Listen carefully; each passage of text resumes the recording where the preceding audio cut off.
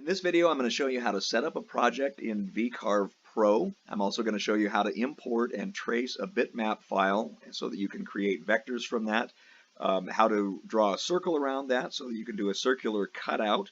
I'll show you how to create toolpaths, how to preview toolpaths, and then how to export those toolpaths to G-code so that it will work with whatever G-code sender that you're using and whatever machine you're using. Just a couple quick things to get started. I'm using VCarve Pro, but this should work across the board with any of the Vectric products. So whether you're using VCarve Desktop all the way up to Aspire, the process is going to be almost identical. You might see a few different options that I have that you don't, and vice versa. Don't get hung up on that. The process is still going to be the same. And I'm actually doing this to create cut files that I'll be using on an XCarve by Inventables. If you have a different machine, that's okay. You'll wind up using a different post processor. But if you hear me reference XCarve and VCarve Pro through here, don't get lost. It's going to be okay. And then finally, this video might seem a little long because I'm going to give you a lot of detail as we go along why I'm doing some of these things. The actual process to do this is very, very simple. You're going to be able to do this start to finish in probably 4 or 5 minutes once you kind of get the hang of things. So if it seems a little overwhelming right now, don't freak out. It's going to be just fine. Go back, watch it a couple more times until you get the hang of it, and you'll have this down pat in just a matter of a couple of shots. So let's go ahead and get started. I am going to start by creating a new file. And you'll see that it opens up a job setup window over here, and mine says single-sided. You may not have single-sided, double-sided, rotary options depending on what version of VCarve you're using. Don't get hung up on that. We're just doing a one-sided carve today, so that's just fine. And the job size, I've got it set up to be 24 inches by 24 inches by ½ inch thick. Now quickly, before we get started on this, if you're going to use material that you're planning on cutting all the way through, as I'm going to show you how to do right now, you're going to want to make sure you throw some calipers on that and make sure that your thickness is exact in here. As we know, sometimes wood is going to be a different thickness than what you buy it at. So if you buy MDF and it says it's a ½ inch, it might actually be 0.49 inches, 0.51 inches. So make sure that you do actually put calipers on it so that you can do this right the first time. Now you're going to see this window, or part of the window here, says Z0 position, and we've got that set to the material surface. I'm going to leave it there. If you use a Z probe or an XYZ probe like I use the Triquetra, however you pronounce it.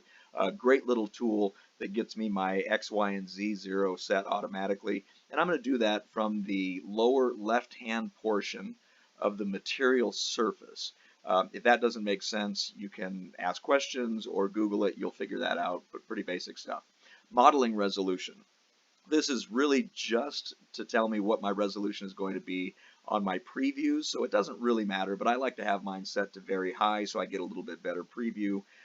My machine is pretty quick, so it can handle that. If yours bogs down and it's taking a long time to do your renderings, just go ahead and drop this down to standard and it's going to be just fine. So I'll change that back to very high. And then appearance, same thing. This is just for your visualization. This has nothing to do with actually the material that you're cutting. I am going to be doing this on MDF, so we'll select MDF. Quick caveat, a lot of people hate MDF. If you're new, it's cheap, it's easy, it's not going to be real tough on your bits, and if you make mistakes, you can throw it away and it's not that big a deal. So if you hate MDF, it's okay, don't shoot me, just use something different. And again, this is just for the appearance anyway. So we now have that set up to be 24 inches by 24 inches by ½ inch, and that's our workspace that we've got right here. Now the next thing we're going to do is go to File, and we'll click on Import, and we're going to import a bitmap. So this would be a JPEG, bitmap, one of those non-vector based file formats. If you do have vector-based art, that is awesome, and you can skip over this next part. A lot of times, though, we'll find things that we want to make for ourselves. We'll use them, images that we get from the internet that aren't vector-based. So I want to make sure I show you how to do that real quick, too. Very simple to do. We're going to click on Import Bitmap, and then I'm going to take this file. This was actually given to me by a friend. I don't know what licensing is on it, except that it is using Marvel images, so I am positive you're not going to be able to do this and carve it and sell it. Please don't do that. And I'm sorry, but please don't ask me for the image. It's out there. If you want it, go find it on your own. But I'm just going to use the one that my friend supplied me. So we're going to click on that and click on Open. And now that will bring it up onto our screen. And we actually got lucky on this one because the image is centered to our material. A lot of the times, especially if you're importing vectors, you'll wind up with an image that is going to be offset or it's going to be the wrong size, and that's not a big deal, very easy to fix. So to show you that, I'll slide this off to the left here, and we've got the image selected. Then we're just going to go over to the Transform Objects window here, or toolbar rather, and then we will click on Align Selected Objects, and then we're just going to align that object to the material. Gets us centered right here where we want it to be. That's perfect, and we will click on Close. Now, we can't carve bitmap based images, so we need to turn this into vector-based artwork. Really easy to do in the Vectric programs. I love this, it's awesome. All you're going to do is make sure that you're selected. So I've got that image selected. I'm going to come over here and use the Trace Bitmap tool, and you'll see that it comes up and gives us a dialog box here with some different options. My artwork is black and white. I'm going to select black and white. You have other things here that you can adjust to make your artwork come out better depending on how it looks with the defaults. I find the defaults work really well on good, clean artwork, which this is. So I'm going to leave those at all of the default settings. And then where it says Group Vectors, I'm going to go ahead and keep that selected because when it's all done, I just want everything to be in one chunk. If you want to manipulate images and move things around, then go ahead and leave that unchecked, and then you're going to get separate vectors that you can always group later. But for the sake of making this easy, I'm just going to click on Group Vectors. We will click on Preview, and that's going to show us what it's going to look like. I like the way that looks, so we'll go ahead and click on Apply. If you didn't like that, you can go back and adjust these sliders and make that image closer to what you're looking for. We'll click on Close, and now what we have is vector-based images on top of your bitmap image, and we don't want that. So we're going to click on this, and you can see the purple there. It's selecting all of your vectors, and we're going to click on that one more time so that we can grab it and drag it out of the way. That leaves us just the bitmap layer here. We'll click on that, and we're just going to go ahead and get rid of that. We'll click on the Delete button on the keyboard, and that will erase that image. And now we need to get this centered again, so we do just like we did before. We're going to select the vectors. We will click on Transform Objects, Align Selected Objects, and then we're going to click on Align to Material. We'll click on Close, and now we've got that image ready to go. Now, I mentioned earlier that we're going to do another circle around this so that we can do a cutout. Now, we could do it with this line that is here, but I do kind of like the way that line looks after we do the actual carve. So I don't want to use that as my cutout and lose that line. So what we're going to do is decrease the size a little bit, because as you can see, it goes all the way to the edge of the material, which doesn't give us any room to put a circle in there. So we're just going to take those vectors that we've selected. We'll click one more time, and that gives us our little handles here. We're going to hold the Shift button on the keyboard, and that's going to lock our aspect ratio. We don't want to stretch things out of proportion and get things all wacky. So we're just going to hold that Shift button down, grab that handle, and then we'll just shrink down just a little bit so that we have some space around here for that circle that we're going to create. Now we'll go over to Create Vectors, and we're going to create a circle. So we'll click on Draw Circle. We'll leave the center point right where it's at. I don't want radius, I want diameter, because I know that my material is 24 inches square. I want to make that diameter just a little bit smaller so that I've got a little bit of wiggle room. So we're going to leave that, as I've got it set here, at 23.5 inches. And we'll go ahead and create that circle, close that out.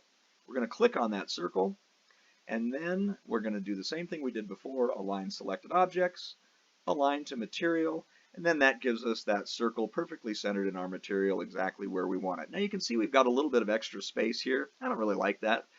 So we're going to click on the interior vectors again. We'll double click one more time, and that's going to give us our little grab handle here. Hold down the Shift button for our aspect ratio lock, and then we're going to slide that just a little bit, make that gap a little bit smaller, and that looks good right there. We like that. So now we've got everything set up and ready to go. The next step is to actually create our toolpaths so that we can tell our machine what we want it to do. So we're going to select these center vectors, not the exterior circle, but just the ones on the inside here, and we're going to go to Toolpaths. Now, this is a pet peeve of mine. Maybe this isn't going to bother you, but this absolutely drives me crazy. When we slip over to the left, that thing goes away. I hate that. So we're going to go ahead and let that open up, and there's a little pin right there. We'll click on that, And now that'll lock that window so that if I get over here and I'm messing around with stuff, that doesn't keep sliding back and forth. If that doesn't bother you, just go ahead and leave it the way it is. Now, we are going to use a V-bit to carve most of this, and if you haven't done V-carving, it's really cool. I'm not going to go into a lot of detail on it. There's plenty of tutorials to explain what V-carving is. If you're looking at this, you probably already have an idea what it is, so we'll just get right into it. I'm going to select the VCarve engraving toolpath, and because I had these vectors selected when I chose that VCarve engraving toolpath, it already now has that selected, knowing that that's what I want to carve. If I didn't do that, if it was just blank here and I went to calculate, it's going to tell me that I don't have any vectors selected. So easy fix, just go ahead and click on OK. We've still got our VCarve engraving toolpath window open, and we're just going to select that interior vector. And now when I calculate it, it actually has something to work on, so it's not going to give me that error message anymore. I'm going to get into a couple of things here that are really up to your interpretation. A lot of people are going to have different ideas on how deep they like to carve with a V-bit. I'm going to set my cutting depth at a start depth of 0. I'm going to check the flat depth so that I've got that set up, and I'm going to go to 0.07 inches. I'm going to use a 60-degree V-bit.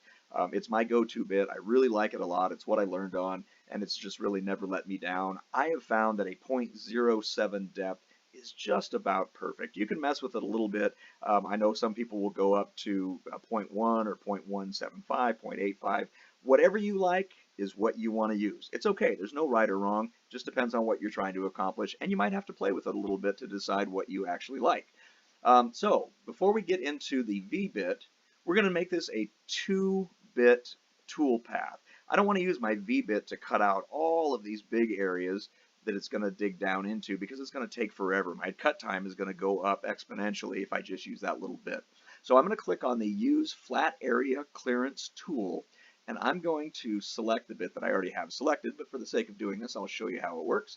And we're going to select an 1/8" end mill, and I'm going to be using an 1/8" down cut end mill. Doesn't matter so much with MDF, but I do like that down cut. It gives me a nice clean edge on the top, and it results in less cleanup for me. I don't like to sand. If you do, there's something wrong with you, but if that's your thing, knock yourself out. But we're going to go ahead and use that 1/8" down cut end mill. Now you look here, I've got the bit already set up, and my geometry shows diameter of 0.125, 1/8 of an inch. Since I'm using a 1/8 of an inch down cut end mill, odds are good my diameter is 0.125. If you want to be more precise, you can put calipers on it. Here's the reality. Bits are almost never 0.125 or 0.25. There tends to be a little bit of variance, and if you're going for really precise stuff, you might want to change that. But for our purposes here, we'll go ahead and leave that at 1/8 of an inch. Cutting parameters, pass depth. This is really, really important. Your pass depth, don't go beyond about 50% of the diameter of your bit. If you go any higher than that, you run the risk of snapping a bit, and if you're anything like me, that's always going to happen when you've got that one bit that you love and you don't have a backup, and you get your pass depth a little too high, puts too much pressure on that bit, snaps it in half, and then you're done for the day unless you can find a different bit or wait for one to come in from wherever it is that you buy your bits. I buy mine online, so it usually takes me a little bit of time. All that to say, set your pass depth up to, but not over, 50%. So I've got this set to 0.0625 inches. That is 50% of my diameter. Step over. Lots of videos to explain step over. Here's kind of the nuts and bolts of it. Step over is going to tell you how much overlap you have every time your bit runs next to the last tool path. So each time it cuts, it's going to overlap just a little bit. The bigger the number, the less overlap you have, which translates into more cleanup on your sanding step once you get back to your final finishing steps. So step over, I'm going to run that pretty low so that I get a little extra crossover, if that makes sense. I'm stepping over onto that previous tool path, overlapping, okay? So that should give me a pretty clean final image. Now, my spindle speed, I use a DeWalt 611 router for my spindle, and you're going to find people arguing about this all day long. It's not an argument I care to have, but I have listened to a lot of people that have said keep the DeWalt setting, the actual tool setting on the piece of equipment, set to 1. It spins fast enough that for most of what we do, our machine, especially a stock machine, is not going to handle going any faster than that number 1 setting. So if you want to do something different, that's fine. My understanding is that going higher on that setting, all it does is burn out your brushes a little bit faster. If you disagree with that, it's okay. Nobody's going to die. Just do whatever you want to do. I'm going to go ahead and ignore this spindle speed. I'm going to set my feed rate to 135 inches per minute. Now this is really important, so I want to make sure that I just kind of pause and have you pay attention here.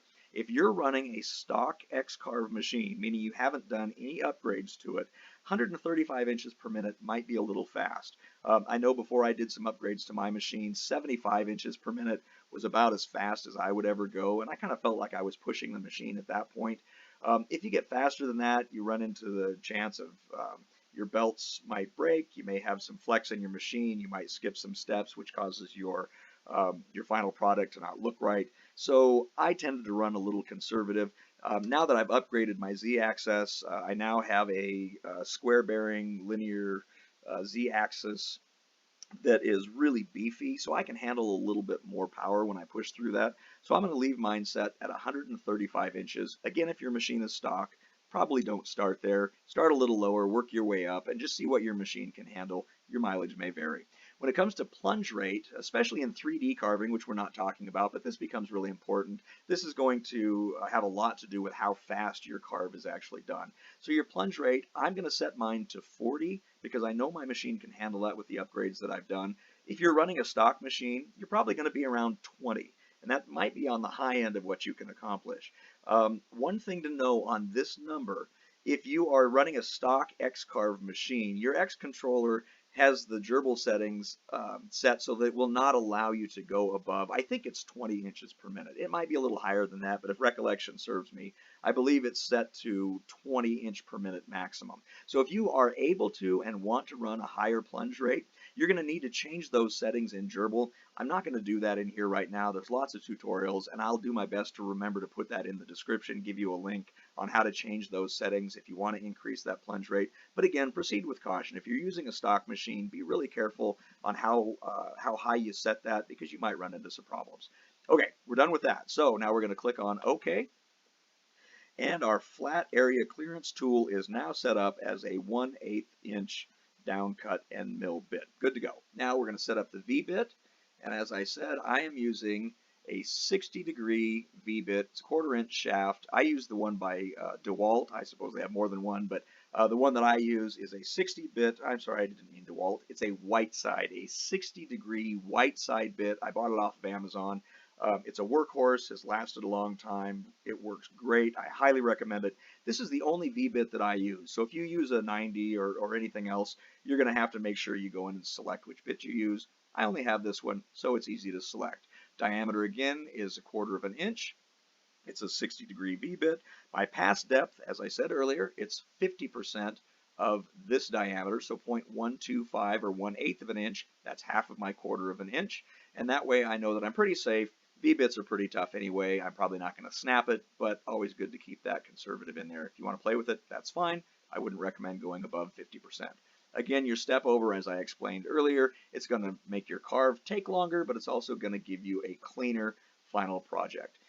Spindle speed, don't care about that, not going to worry about it. My feed rate, I can handle 150 inches per minute. In fact, I can go higher than that, but for the sake of what we're doing now, we'll leave that at 150. Plunge rate 40. If your machine is stock, you might try a 75 and a 20.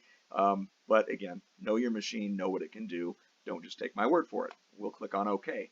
Now, these other settings, you can play with these if you choose to. I'm not going to go into any detail because there's lots of videos out there to explain these. I'm just going to leave my flat area clearance at offset. My cut direction is going to be set to climb. I'm not going to use any ramp or plunge moves. Vector start point, selection order, project toolpath on a 3D model. Don't worry about any of that. We'll just ignore it. And for right now, I'm going to leave the name at VCarve I. It's now set up. We hit calculate. Now you'll see the little yellow bar on the bottom is calculating. The machine is doing its thing and doing all of the math that is required to make your path. And now that is done. Let me pause again and say, all of this sounds a little overwhelming. Remember, I'm giving you a lot of detail that you're not going to need more than once. So once you actually do this, it's going to be super quick. Right now, I'm just trying to explain how everything works. So please don't get intimidated by it. If you feel like you're lost, just go back and watch it a couple more times, and it's going to work great for you. You'll figure it out. So now we have our toolpath set up, and you'll see that we have The first one is our pocket toolpath, which is our clearing toolpath, and the second one is going to be our V-bit. We'll deal with renaming those later. Right now we want to see how it's going to look, so we're just going to go preview all toolpaths, and then this will run through a simulation to show us what our final thing is going to look like.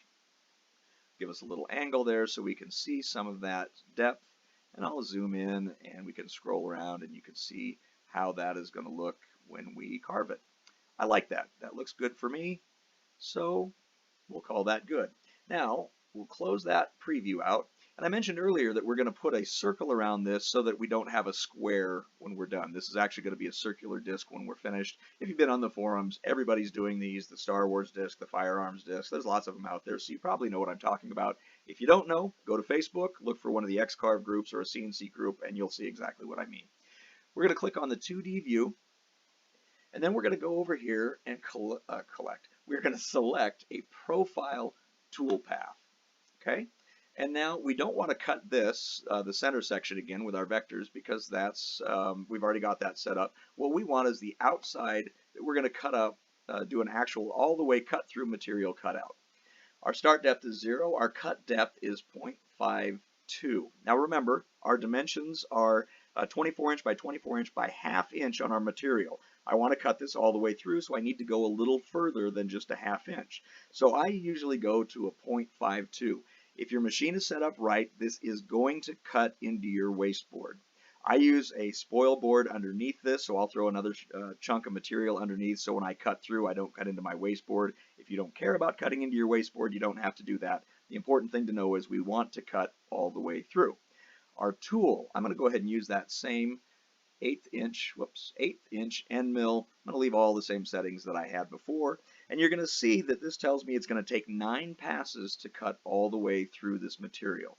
That's fine. I'm not in a hurry. It's going to work just great. I could use a bigger bit if we wanted to hog out more material and not use as many passes, but as you're going to see when we're finished with this, it's not really going to take very long anyway. So I'm going to run this on the outside, just meaning that my tool is going to cut outside, not inside, and not on that tool path. It's going to run around the outside. Here's a trick that I didn't learn for quite a while. It was kind of one of those things that I overlooked, and it's really a neat little trick. We're going to do a separate last pass. And what this does is when you do your cutout and it does those 9 passes, you're going to see a little bit of a line on each pass on the outside of your material. So if you're looking at the profile, your ½ inch profile, you're going to see those tool lines that are in there. When we do that separate last path, it's going to cut around one more time at a full depth, and it's going to get rid of, if not all, it should get rid of most of those tool lines, and it just means less sanding for you to do in the end. And as I've said before, I hate doing sanding, so that's why I do that. We are going to add tabs to this tool path. You don't have to. You're going to cut all the way through, so if you don't use the tabs, you're going to want to use the either double-sided tape, or what I like is the painter's tape and the CA glue method. Again, lots of stuff out there on how to do that. Super simple. You figure out what you want to do. But for right now, I'm not going to add the tabs, and I'll show you why here in just a second. We've got that set up, and I'm just going to calculate that tool path. It's going to give me a warning saying, hey, your material thickness is only 0.5 inches and you're trying to cut through at a 0.52, so it's going to cut all the way through. Do you really want to do that? I do really want to do that. So we're going to click on OK. And now you'll see we still have the image that we had before from our previous preview, and we're just going to go ahead and preview that last one we added. So we will add a preview visible toolpaths. Now, if you want, you can also just reset preview all toolpaths, same thing. Just going to save you a couple seconds. Now here's where that not using the toolpaths is kind of neat.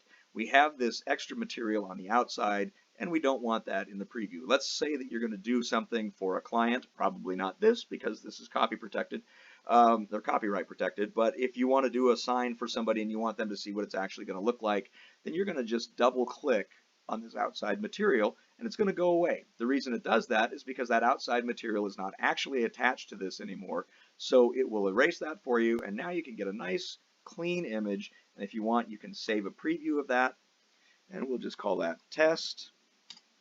And now we have an image that we can send to a client, so before we actually run a project, we can email that to them, put it on a drive and hand it to them, whatever. They can look at it and say, yep, that's great, or no, I want you to make a couple of changes, and you don't waste all your time carving just to have them say, no, I don't like that.